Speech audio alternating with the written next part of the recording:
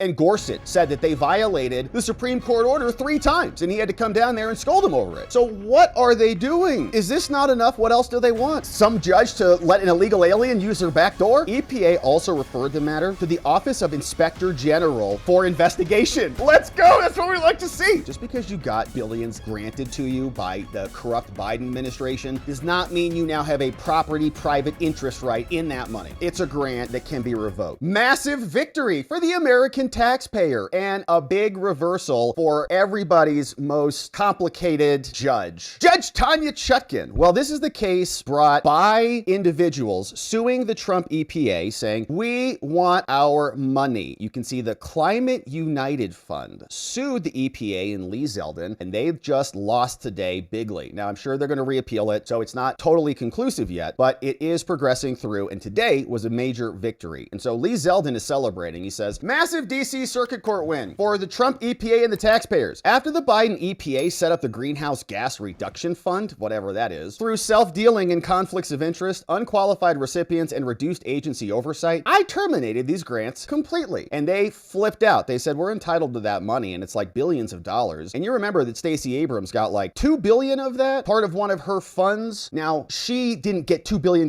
personally, and a lot of the fact checking out there says, well, Stacey Abrams didn't get $2 billion personally, so stop saying that. Okay, well, she's on the board, she controls the money, it's going to her. They had no background or real budget at all, as we'll hear, but they wanted the money anyways, and it was just the Biden administration just dishing it all out at the last minute because they were ransacking the Treasury, of course, opposed to the American people. And so this was a big victory here. You can see the judge who is getting reversed on this is Judge Tanya Chutkan. She was the January 6th judge against Trump, and we've largely viewed her as being very anti-Trump. She was an Obama-appointed judge, and we've talked a lot about her, and she's made some bizarre rulings that are very anti-Trump and America, in our opinion. So she is getting reversed, and the court is basing the reversal on an abuse of discretion standard, saying, you should have known better, Judge Tanya, but you didn't. And here is what the decision sounds like. From the District of Columbia Circuit Court of Appeals, reversing Judge Tanya Chutkan in the case of Climate United versus the EPA. And remember, Citibank is where all that money was being stashed until the EPA went and got it back. And so here's what the judges said. So it was just the circuit judges. This might go up or en banc, right? So they might appeal this to the full DC circuit, and they're going to delay the implementation of this order for a week. But this is still the decision coming out of the court. They write,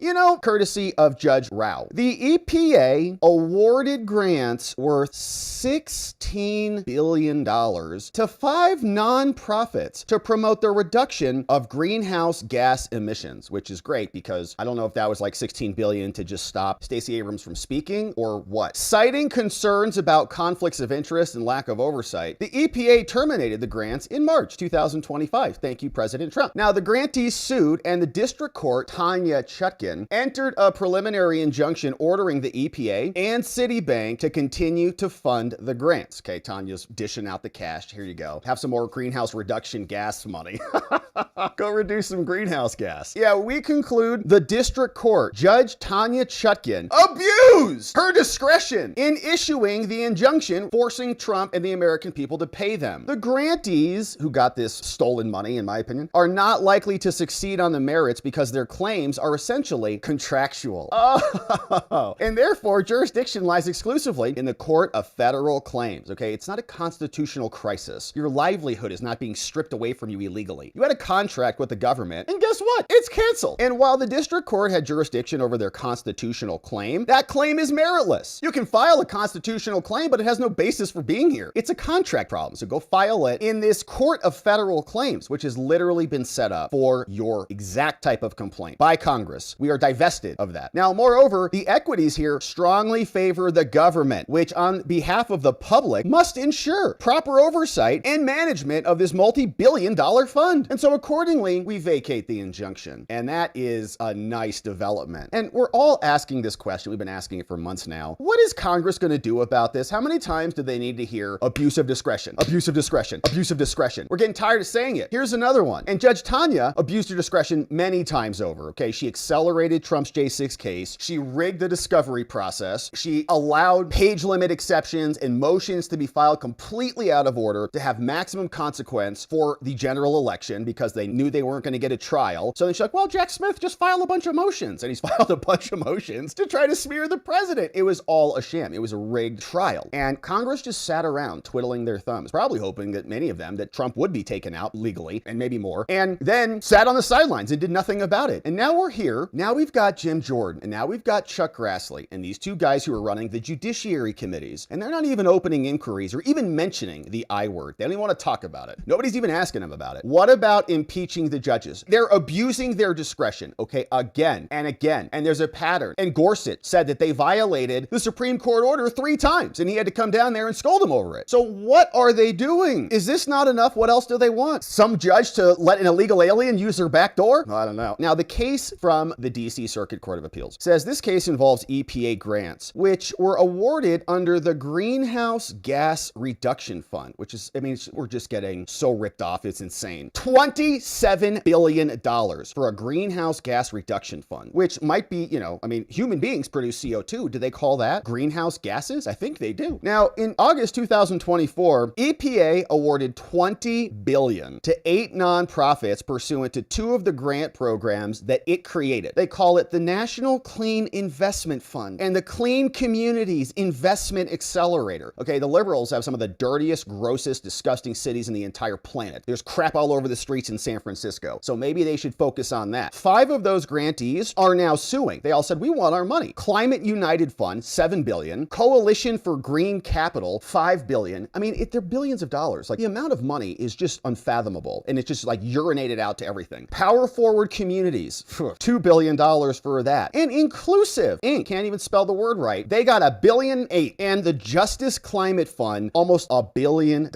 And it's just, you know, ransacking from all of us. I mean, it costs us something. It's not just free money. Everything is expensive. And it's because our own politicians have been ransacking our finances. Each grant was memorialized in an agreement, like a contract. The grant agreements have an unusual structure. Typically, grant funds are held by the U.S. Treasury and dispersed incrementally as grantees use the funds for the program purposes, whatever. EPA structured these grants with a middleman that would hold the funds as a financial agent of the United States. Now, according to the EPA, this was the first time the government used a financial agent because they wanted to get rid of the money, okay? Because they know that if the money stays with the Treasury, the next guy has control over it. So if they divest it to a third party to act as basically the broker or the escrow, then that's good, right? Because then the government can't come claw that back, as opposed to the Treasury to carry out this kind of program. Now, Treasury entered a financial agency agreement with Citibank, and they were going to hold the funds. As set forth in the grant agreement, the funds were to be transferred from Treasury to Citibank in a 2-step transaction, and then there'd be a drawdown, and they'd go to the bank and just say, can you re-up our credit card, please? A lot less oversight responsibility, too. So although the funds are held at Citibank, the grantee's use of the funds remains highly restricted, I'm sure. The money may be used only for the purposes and under the conditions of the grant agreement and must be maintained at Citibank until the end of the performance. And it gives, this is important, the grantee's use of the funds is further restricted by account control agreements between the EPA, Citibank, and the ACAs give the government a right to exclusive control over the Citibank accounts if they want it back. If the government exercises that right, Citibank must follow the transferee instructions and send it back. And they must do it without further consent by the grantee. Okay, they don't get to object and stop this money from coming back. The ACAs, the agreements, expressly acknowledge that Citibank acts as a financial agent of the United States and the Department of Treasury. So if we want it, it is our money. Now, the sheer scale of the grant program, thank you for saying that, Judge, it's insane. And the method of allocating billions of dollars drew public attention and criticism, yeah. The record includes a widely publicized video in which an EPA employee was recorded describing how, quote, until recently, he said until recently, his role was to make sure that proper processes are in place, you know, to prevent fraud and abuse. But after the election of Trump, the EPA was just trying to get all the money out as fast as possible before they came in and stopped it all right? So they were unloading the money. They're like, Trump's gonna win. He wins. Just shoveling it out. Just throwing it out the back of the window. The employees compared the situation, holy, to throwing gold bars off the Titanic, okay? And that's our money. This is like theft, you know, and so I hope there's a lot more to this. Who was doing that? Who was violating the law? Did the law say you can do that or not? So who broke those protocols and those procedures in violation of the directives that the law mandates? And where did it happen in the Biden administration? And they hopefully are investigated. The month before Trump's inauguration, EPA modified the grant agreements. They just changed it with no apparent consideration for the grantees to make it more difficult for the government to terminate the grants. In fact, in December 2024, okay, like days before Trump's coming in, the government unilaterally modified the grant agreements, these treasonous monsters, including by eliminating any reference to termination for agency priorities. They changed the deal, requiring credible evidence for a violation of federal criminal law before the government could terminate anything. Okay, so they tightened it up. It used to be you could terminate for whatever. Now you can only terminate if there's a criminal violation.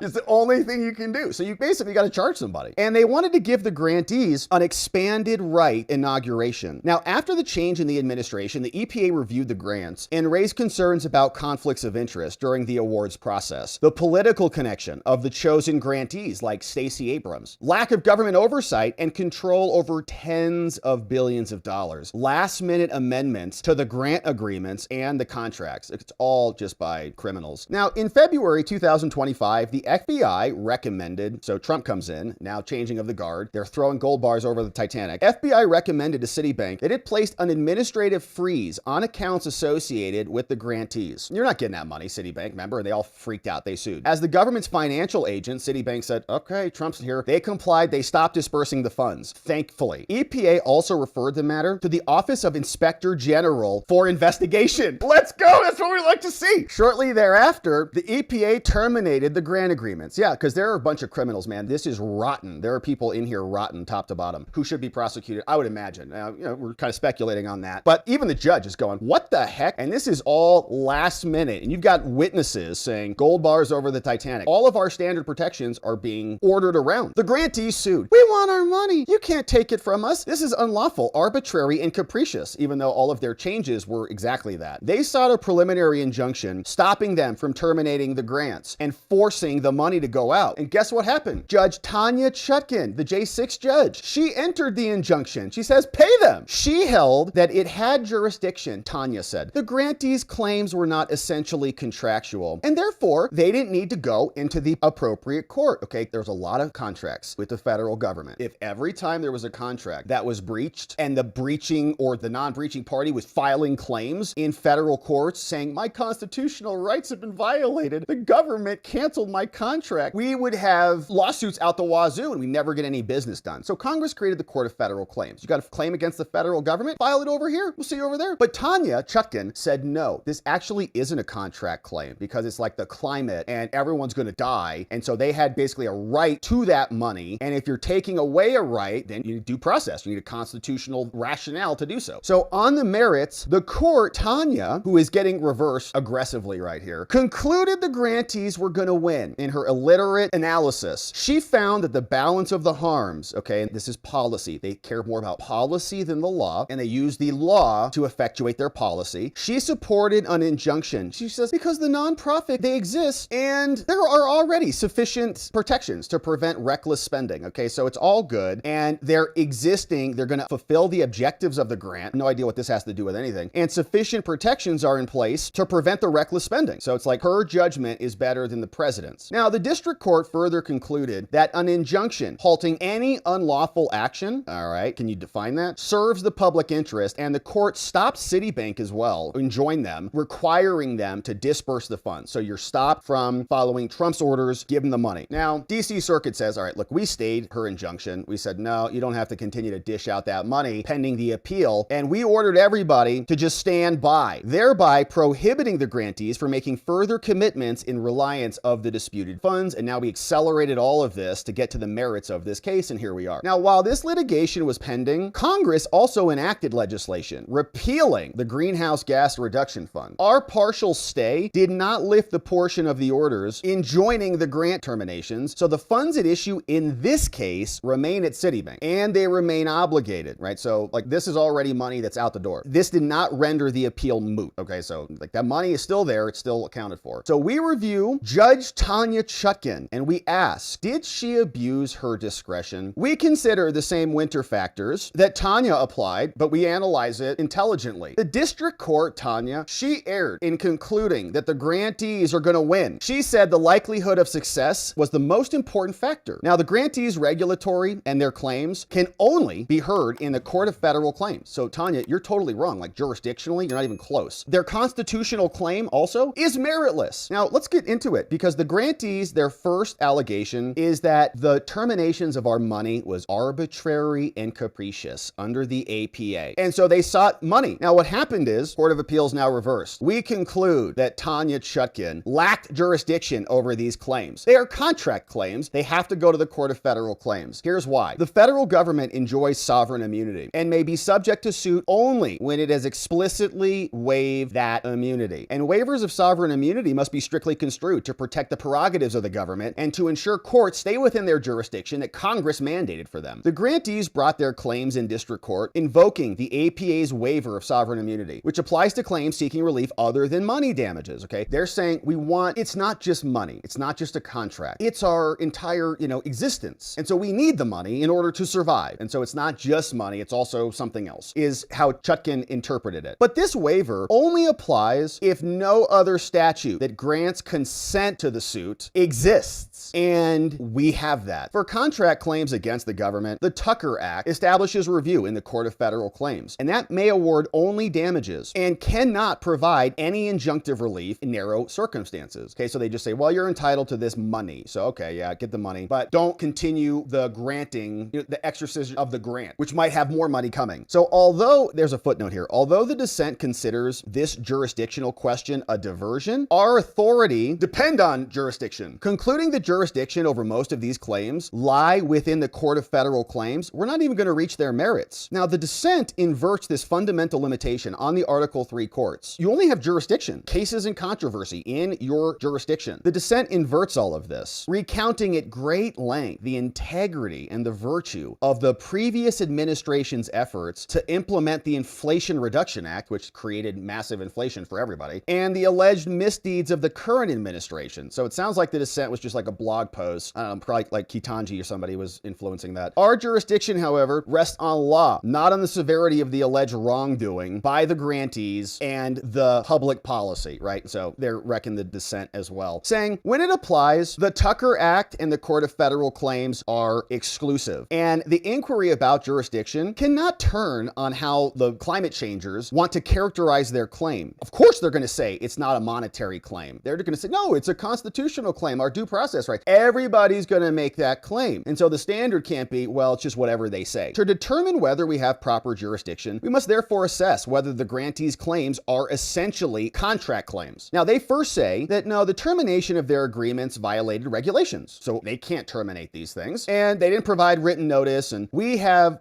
contractual disputes and more. They say, look, the source of their right to the relief they seek are in the Tucker Act. Now, each grantee's rights to the funds arises only upon creation and satisfaction of a contract. It's necessary to get the money. It's around a contract. If there's no contract, there's no money. While the grantees attempt to ground their claims, they say, no, we're not actually complaining about the contract. We're complaining about the cancellation of the contracts because they are exercising improper power to cancel the contract. It's okay, but you're still talking about a contract, right? They claim the EPA violated the Code of Federal Regulations, and they interpret this as prohibiting the government from terminating their grants except with proper permission. Even assuming this is what the guidance requires, the grantee's claims turns on the government's rights under the agreement, and this is in fierce dispute. Because this claim perforce incorporates the agreements, it is not based solely on the regulation or on other truly independent legal grounds. It's a contract claim. Now, the claim that they failed to give proper notice, they said, well, it's a due process problem. I didn't get notice of our contract cancellation. That's not an independent legal ground for a slightly different reason. This allegation could be phrased, quote, as a claim that the government stopped performing on the contract without sufficient warning, right? Another contract dispute. Federal contract law already addresses that. Contract law talks about notice of cancellation. So the Court of Federal Claims can hear that too. And furthermore, the guidance documents on which the grantees rely do not create enforceable private rights, okay? Just because you got billions granted to you by the corrupt Biden administration does not mean you now have a property private interest right in that money. It's a grant that can be revoked. These guidance provisions fall within the law and the guidance. And second, the Court of Federal Claims by the law has exclusive jurisdiction because the remedy they want is, again, contractual. They want an injunction. They want the EPA not to terminate the grants. They say, we own the funds. They're ours. And they want an injunction barring unlawful interference by the American government rather than an order for specific performance. But their, quote, ownership of the funds goes only as far as the grant agreements are and the terms of the deal. Appeals. And the funds are held by Citibank, which is a fiduciary of the government. So despite their characterization, in substance, these climate changers are seeking specific performance of an agreement with the government. As then Judge Scalia, rest in peace, said, the waiver of sovereign immunity in the APA does not run to action seeking declaratory relief or specific performance in contract cases, okay? We don't hear these claims. And so in sum, the Stacey Abrams people cannot manufacture jurisdiction. They can't make it up through artful pleading by just saying, well, we're not complaining about the contract. We're complaining about all of the mechanics that resulted in the cancellation of the contract. So we can sue here. And they're doing this intentionally. It's forum shopping, okay? They're going to Judge Chutkan, to Boasberg, to Zenas, and they're doing the same thing. And they're getting them to effectuate their public policy to stall out the Trump administration. And Congress should do something about it. Because the grantees' claims are essentially contractual, they must be heard in the Court of Federal Claims. Nor can the grantees repackage their contract claims. Their arbitrary and capricious claims are also contracts. They say, well, the government acted arbitrarily because it offered no facts or reasoning to justify the terminations.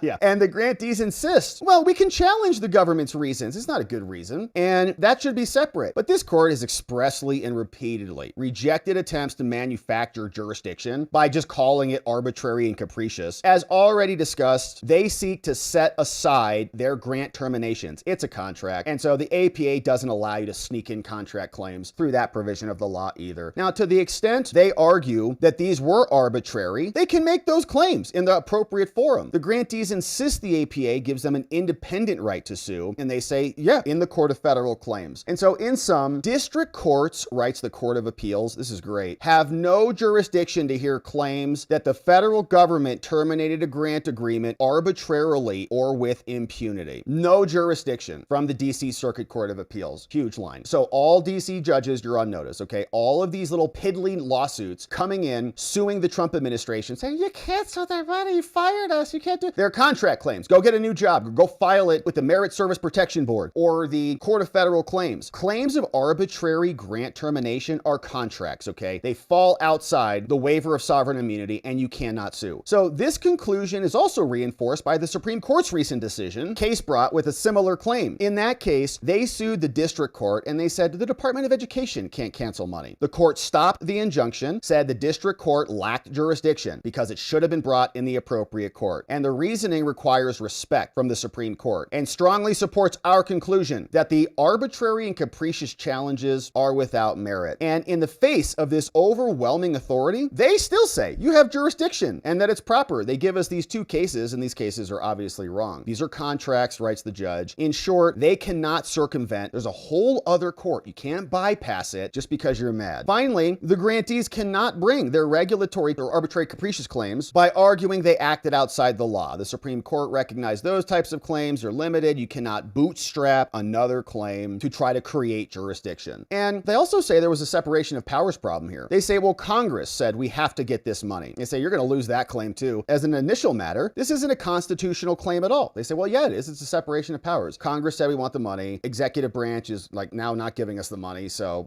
violation? No. Claims that agency officials acted in excess of their authority are not ipso facto violations of, quote, separation of powers. What are you talking about? Here, we conclude they didn't violate the Inflation Reduction Act when they terminated those grants. The grantees have identified no statutory provision that barred the cancellation of the grants. In the relevant part, the Inflation Reduction Act appropriated $20 billion to make grants on a competitive basis, saying that funds are to remain available until September 30th. Clock is ticking. That's why they wanted that money so quick. The grantees interpret these provisions as a mandate that the EPA must spend the full $20 billion, a mandate that they say they violated. But even assuming the statute required the EPA to obligate $20 billion by the deadline, they did so, and they later canceled the grants, but the act does not limit the discretion to terminate the grants. So they complied and terminated. The EPA repeatedly represented that it planned to recommit the funds. So it's not going to you people, but it'll go to someone else. Now, the grantees and the dissent, they say that the promise to recommit those funds was hollow, and we're not going to get any money, but they cite no authority that any recommitment has to happen under any particular conditions. In fact, this happens all the time. The executive branch often issues replacement contracts after terminating contracts regularly. We've got a long-standing practice of doing this, and so we're not going to force this to change. The district court's determination, Judge Tanya, who got reversed, that the grantees were going to win relies on both factual and legal error. Oh, Tanya, how'd you screw it up so badly? Factual errors, legal errors, abuse of discretion. Hopefully Jim Jordan's listening to this. The factual determination was not supported by any evidence in the record, okay, and rested only on her assertion that the EPA suspended all 8 grants. So now Tanya's just making stuff up. What? But the suspension of the grants, standing alone, cannot demonstrate that the EPA was shutting down these without congressional approval. Instead, EPA repeatedly stated that it planned to recommit the money. And so there's no evidence to the contrary of that. So the EPA was entitled to a presumption of regularity because it's the government. You give them the benefit of the doubt. But rather than credit the statements, Tanya simply declared the EPA was shutting down the program. The court disregarded the government's interest, didn't even consider it, because what does Tanya care? Loves the government when it's her government, but hates it when it's in service of the American people. In prudent mismanagement and to properly supervise, the district courts totally screwed up, and her conclusory factual finding of the program dismantlement was clearly erroneous. Even an 8-year-old could see that, Judge. Because the EPA issued the grants in accordance with the IRA, and there was no evidence they sought to dismantle anything against the law, they can't say that they're violating anything. The EPA's actions here are well within the authority to manage the expenditure of funds. The grant terminations may be challenged on the merits, and they can sue in the other courts. And the loss of grant money, like, stop crying about it. It's not irreparable harm. You said that, Tanya, that it was going to be irreparable harm because the purpose of their businesses are going to go away, essentially. But they don't fall into this exception, okay? Nonprofit entities that may need to suspend operations that were created solely for the purpose of these funds may exist. And while their existence relies on grant money, as Tanya said, they're going to die if you don't give them federal, then maybe they shouldn't exist if all they do is just take government money and don't produce anything useful as far as we can tell. Creating such an entity cannot establish an irrevocable claim. So you get money, you just form a nonprofit. The nonprofit exists because of the money. Now you can't take the money away because of the nonprofit. This is a threat. It's not irreparable harm. They made up the business so they can make a new one. The EPA terminated the grants because of concerns about the integrity of the grant-making process, which is a very real concern. While litigation is pending, the grantees may have to scale down their operations. Now, although this causes some harm, the harm is readily compensable through damages, and therefore it's not irreparable, okay? If their claim is that we're losing money and we're gonna die, well, that's great. In the Court of Federal Claims, do you know what happens if you win? You get money. So go over there. They'll give you exactly what you're looking for. So the balance of the equities in the public interest favors the government. The injunction that Tanya did harms the government, and it harms the public interest by preventing the executive branch from properly and prudently managing billions of dollars. The grantees have an interest in the continued access to government funding, but the government and the public have a stronger interest, thank you, Judge, in protecting the public, fisc, and eliminating the appearance of impropriety around these grant programs. And moreover, if the grant terminations are later determined to be a breach of contract, the government's gonna have to pay damages, and probably a lot. And Congress set up an explicit mechanism for this over in the Court of Federal Claims. And so the same considerations support vacating the injunction as to Citibank as well. And so for the foregoing reasons, we vacate the district court's injunction and remand the case back down to Tanya for further proceedings consistent with this opinion. So she's going to have to,